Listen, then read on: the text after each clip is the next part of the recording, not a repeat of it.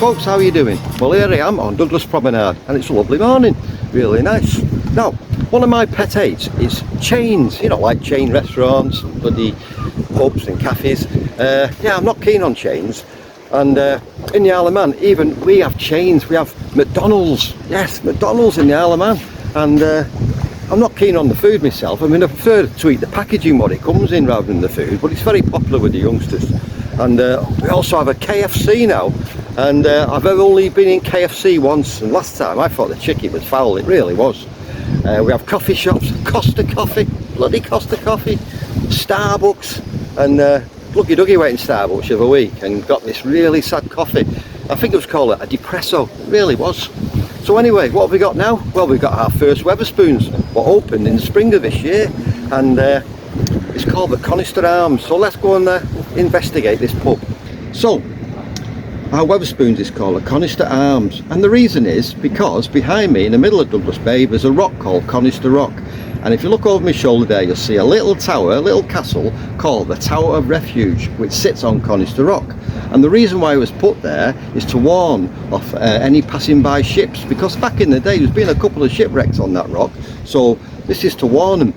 Anyway, it was built by a Yorkshireman who lived in the Isle of Man called Sir William Hilary, and yeah, he was behind building this. And also Sir William Hilary formed the Royal Navy Lifeboat Institution back in 1824. Well, he was helped to form it, and it was here in the Isle of Man where it was formed, not in London, Isle of Man. So yeah, so the RNLI was formed here.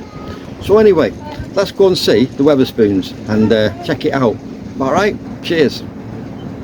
So this is it, the Conister Arms, and this is the old Crown Post Office, and now it's a Wetherspoons, and I think this could be probably the worst Wetherspoons in the British Isles for one reason, and let's get in and see if you can spot it. Right, cheers. The Conister Arms, Douglas, Isle of Man.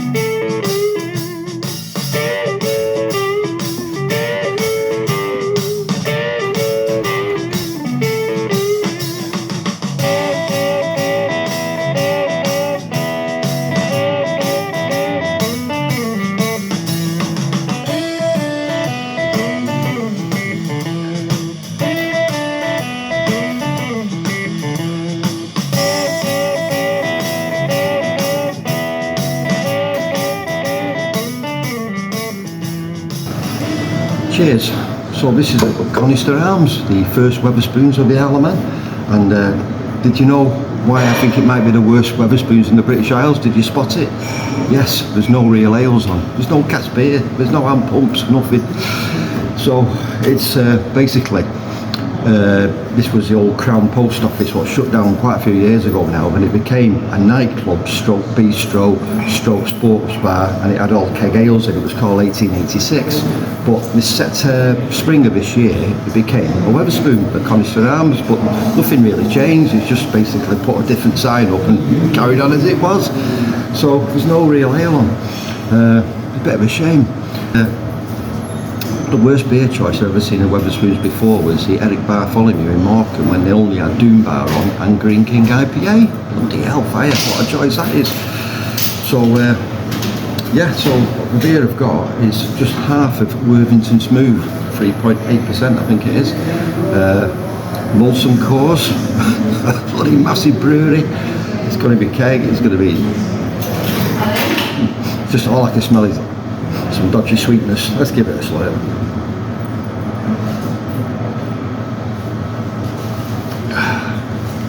Nothing there, mate, nothing there, no flavours, bland, cold, wet and windy. Nothing about that at all. Worthington Smooth, why would you? Oh, it looks great and all that, but bloody hell, not good at all. Can't sub it, that's going down a bit. Anyway, I was talking to my mate, Mr. Plums, the other day, and having a chat, and he said, Dave, I've got to go to work. He said, alright, what do you do? He said, I prepare food for the unemployed, the lonely, the tramps, and the down and outs. He said, where do you work, the Salvation Army? He says, no, Wetherspoons. Now listen, it's a joke. Before you get uptight about Wetherspoons, it's a joke. Now, There's a place for Wetherspoons. I mean, when we go off the ferry in the Isle of Man, we get to Liverpool. It's a great place to stop for your breakfast and having a pint, and you get a choice of all these cask ales. Cheap, really good. So I quite like Wetherspoons. They're all right, but this is a bit lacking. But that's the way it is, isn't it? Oh. So this is the Conister Arms in the middle of Douglas. It gets very busy, very popular with the younger folk. I've not been coming here at all, really. So you get your breakfast here. I'm looking at the breakfast now. You get a small breakfast for $3.99, traditional breakfast, which is egg, bacon, sausage, baked beans, hash browns, and a slice of toast for $5.99. No tea. Tea is extra.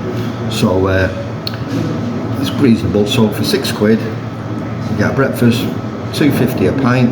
That's £8.50 for a pint and breakfast.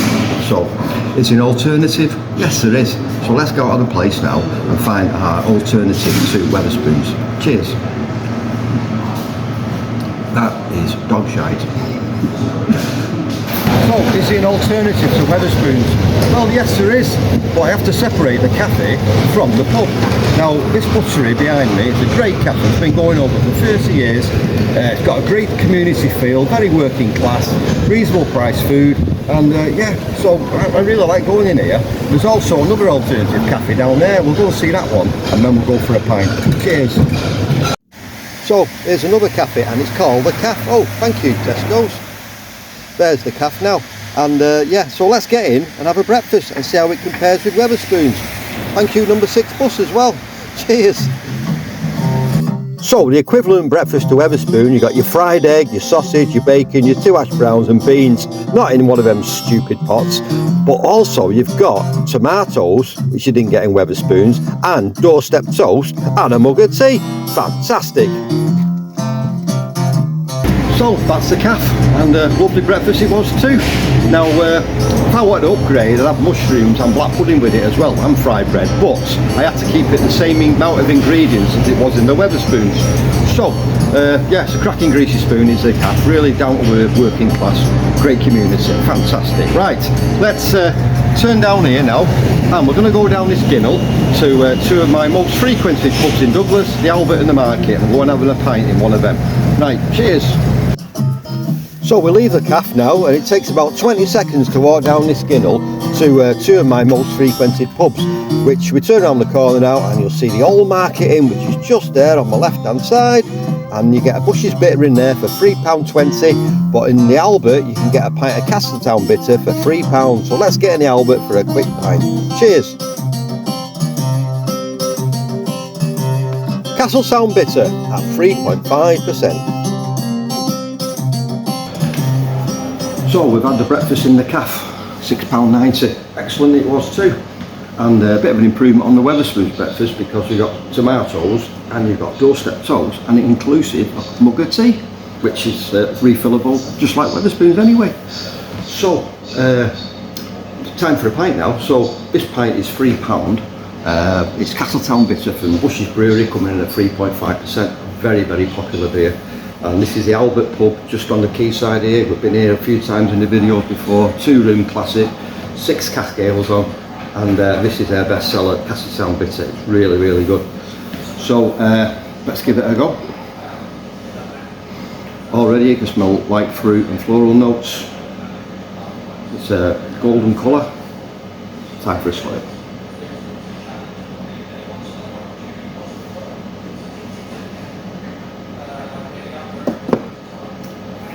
Brilliant. Even better because this is the first pint. He's just changed the barrel, Kev. It's fantastic. So it has got that floral note and it's slightly citrus, nothing major, and a lovely gentle bit of finish. It's lovely, it really is, and one of my go-to session beers, and it's £3 a pint. It really is nice, and it's been going a few years, this beer now. Very well established on the island, and yeah, I really like it. It's nice. Nice and fresh as well. So comparison to the Worthington Cream Flow, that was 3.6%, keg, no flavour, gassy, not very nice at all. That was £2.49. This is £3, 51 pence dearer. But if you take it all into context now, The breakfast in the cafe was £6.90. This is £3, so that's £9.90. The breakfast and pint in Wetherspoons would be £8.48 plus tea. If you wanted tea, that would be another £1.71, which come to £10.19. So it's better value coming into a cafe and the Albert in this case.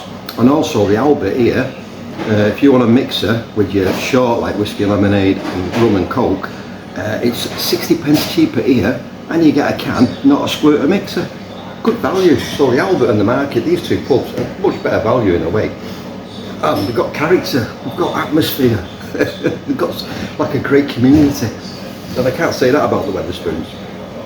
Now I'm not knocking Wetherspoons, because I've got to say some of these rundown buildings like cinemas and banks and post offices and theatres, they restore them to a high level and keep some of the old artefacts, some of the old architecture, and you've got to admire that.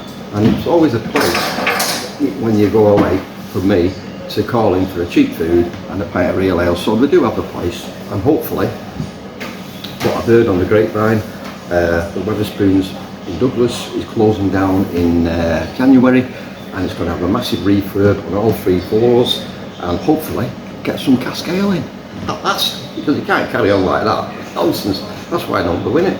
But I prefer to support independent pubs and independent cafes over that any time.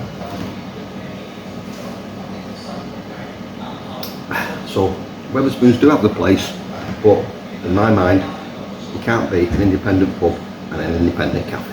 That is fantastic. Fresh on, absolutely.